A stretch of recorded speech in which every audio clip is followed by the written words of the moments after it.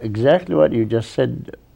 We have to re-evaluate what we're saying, or revise, or try to double-check what we're saying, instead of wasting the person's time and our own time without getting to the main point. But going back to the point that acquiring enough knowledge to communicate or re-communicate. If somebody's talking to you about one subject and you don't have any information about it, you have your communication. So as you mentioned earlier, we have to read to know the things around us, in our society, in our community. And there was so many examples of Rasul sallallahu alaihi wasallam advising other people to do exactly what their community used to be, including traditional fashion. A person comes into a Medina or to Muhammad sallallahu alaihi wasallam, and he's saying, I dressed from every region in the world. He said, no, no, no, you should go back and dress exactly like your own people does. So it's a redirective instruction or advice for how to behave, not to behave in every fashion, but for ignoring our own fashion. We have to go for a break, but there's a lot to discuss. Assalamu alaikum and welcome back to Spirit of Islam. We're talking about communication and how important communication is.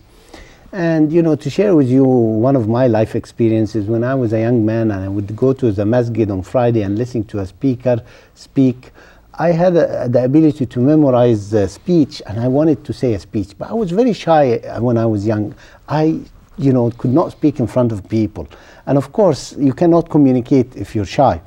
Then when I came to Canada and there wasn't a lot of people who say speeches at the masjid and they were looking for people, I reluctantly, being shy, accepted to say.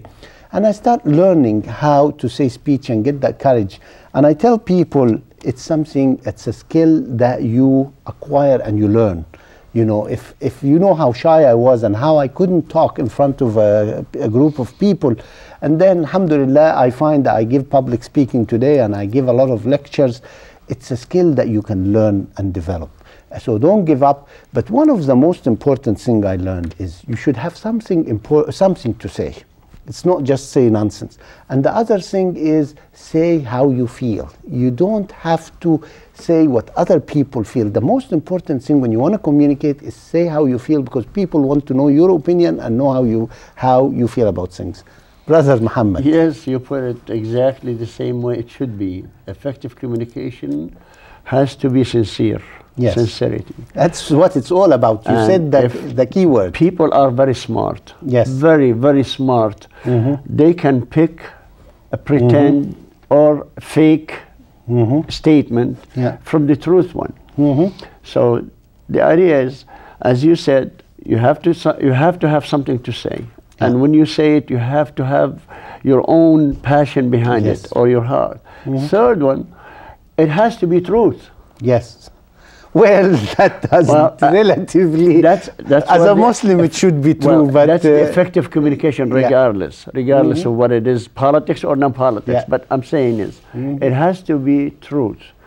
And if there is no truth, people will discover that. Then your credibility as a spokesman or as a spokesperson will not be as effective in communicating next time. So the idea is, you have to have something to say. You have to say it from the heart, to sincere about it. Third one, the thing you're gonna say is something truthful. Yes. Those people who are saying things not truthful, automatically they'll be discovered very soon, and credibility will be lost. Yes.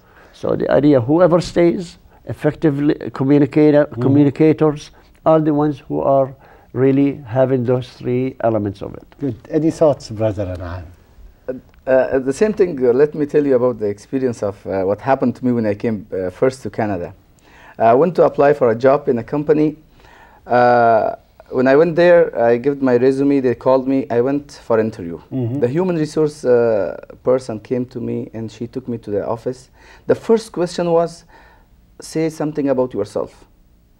And to tell you the truth, how shy I was in that moment, I cannot understand how I am going to talk about myself, which is, in our culture, you can't say anything about yourself. Let someone else talk about you. And she understood that, and she saw it in my face. She told me, when did you came to Canada? I said, last week.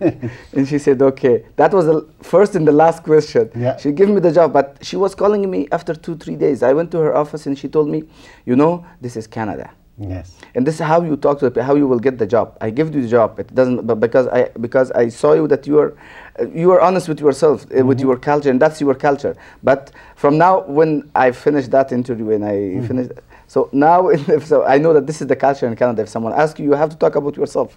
Yes. Be modest, but say something. Yeah, yeah. Say something what you have. And really what you can do. Like, don't make yourself more bigger, and at the end you will get the job and you are nothing. Yeah. So the honesty is the main point, and when you talk to the people.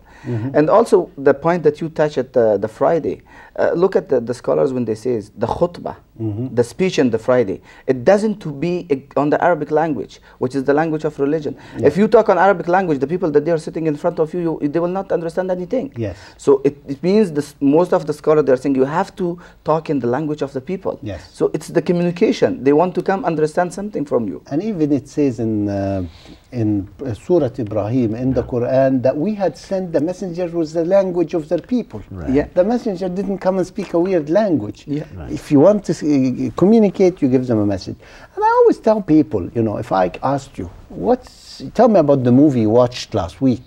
Do you sit down and write things, or you share how you feel? Sometimes, you know, you might hear about the same movie from two different people, but they give you their own feeling and their own impression. Right. And you know, when you ask somebody to tell you about his life or something, he wants to write down. I tell them, just like when you sit and tell me about a movie, just express how you perceived it. Again, when you talk about something, don't write it down, articulate it in your mind and say it with your own feelings and your own emotions. Try it, especially for job interviews. You know, when somebody says, tell me about yourself, you know, you have to be ready and you have to say things that are interesting. If you are not interested in your life and if you find it boring, why do you think the guy that's interviewing you wants to hear? Well, I'd like to bring something that it's really common use in North America. When any company or any establishment trying to make a newsletter, yes, the newsletter is a link or a way of communicating to its client or its supporters or its friends.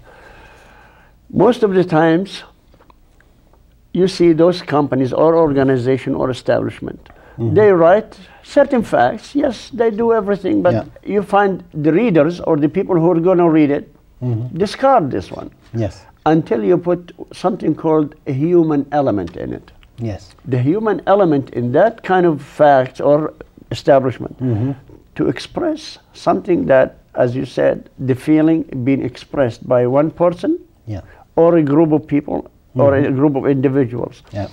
So in order to establish good communication, you have, other than those three elements before at the beginning, we're talking about how to approach things. You need three mediums. Yes. In order to carry that information or that communication to the other side. So those three mediums, one of them is the language. Yes. It has to be spoken بلغة أهل الذكر, or for the same language of the people who are listeners. Second, you're talking the same level.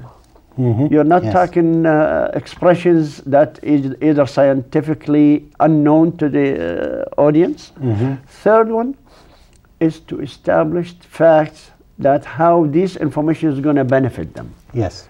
Because a person does not need medical information. Yes.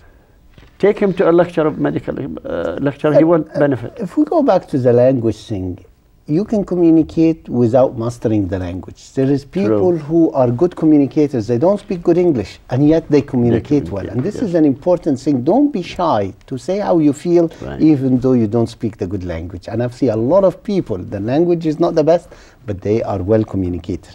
And going to the other point where talk to people at their level, there's a hadith about Prophet Muhammad sallallahu alaihi wasallam says, لا تحدث الناس بما لا يطيقون. Don't talk to people with what they cannot comprehend. talk to everybody at his own level. And this way, because Rasul Sallallahu Alaihi Wasallam said, if you talk to people with what they cannot bear, they will say you're lying, and they will deny maybe something Allah and His Prophet Messenger had said. So yes, it's very important to adjust the level of your conversation to the recipient who is receiving it. And there is a thought in Arabic language, they are saying that خاطب الناس على قدر عقولهم. Talk to the people on the level of their wisdom, how much he understands you. And if we go to our life in the world, and nowadays, you go to the business, there is a special language for the business. They call it, there is a subject, business language, computer language, medical language. You will find in everything there is a special language that the people that they want to be that in that professional, to be professional in that, he has to understand that language.